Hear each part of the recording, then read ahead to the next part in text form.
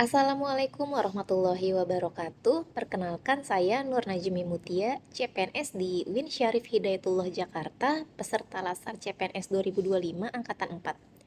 Pada kali ini saya akan memaparkan learning journal hari ini. Hari ini saya mengerjakan tugas individu dan kelompok, di mana tugas individu saya membuat video mengenai aktualisasi nilai-nilai berakhlak yang saya jalankan selama masa CPNS ini. Seperti untuk nilai berorientasi pada pelayanan misalnya. Selama menjadi CPNS, saya menjalankan nilai berorientasi pada pelayanan seperti memberikan konsultasi kepada unit kerja lain setelah melakukan audit. Hal ini supaya unit kerja lain melakukan perbaikan secara berkelanjutan. Lalu saya menjalankan nilai akuntabel dengan mengikuti latsar dan mengerjakan tugas-tugas yang diberikan oleh narasumber. Nilai kompeten dengan terus belajar dan memahami regulasi-regulasi yang berlaku seperti PMK nomor 32 tahun 2025 tentang standar biaya masukan. Dan saya menjelaskan nilai-nilai lainnya dalam video yang saya buat. Selanjutnya untuk tugas kelompok, saya dan teman-teman menganalisis kasus berakhlak di mana kita mencari salah satu kasus perusahaan BUMN atau swasta yang melanggar nilai-nilai berakhlak. Kami memilih kasus korupsi PT Timah dengan salah satu contoh nilai yang dilanggar yaitu kompeten.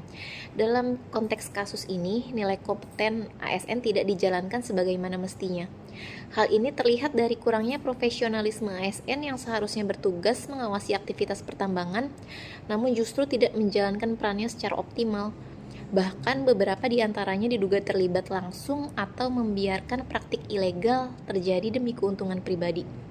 Selain itu, kegagalan dalam mengembangkan kapabilitas juga menjadi masalah serius, di mana ASN tidak memperbarui pengetahuan mereka mengenai pengawasan, regulasi pertambangan, maupun tata kelola lingkungan, sehingga berpotensi kehilangan kemampuan untuk mencegah penyimpangan.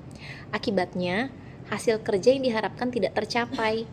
Tidak diterapkannya nilai kompeten dalam ASN dalam kasus korupsi PT Timah telah menimbulkan berbagai dampak serius di berbagai sektor.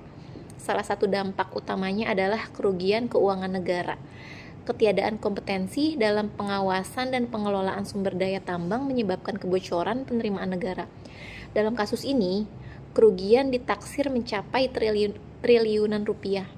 Dana yang seharusnya bisa dimanfaatkan untuk pembangunan dan peningkatan kesejahteraan masyarakat.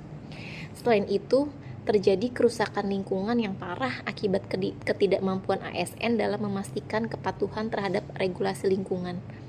Aktivitas penambangan liar menyebabkan ekosistem rusak, lahan menjadi tidak subur, dan pencemaran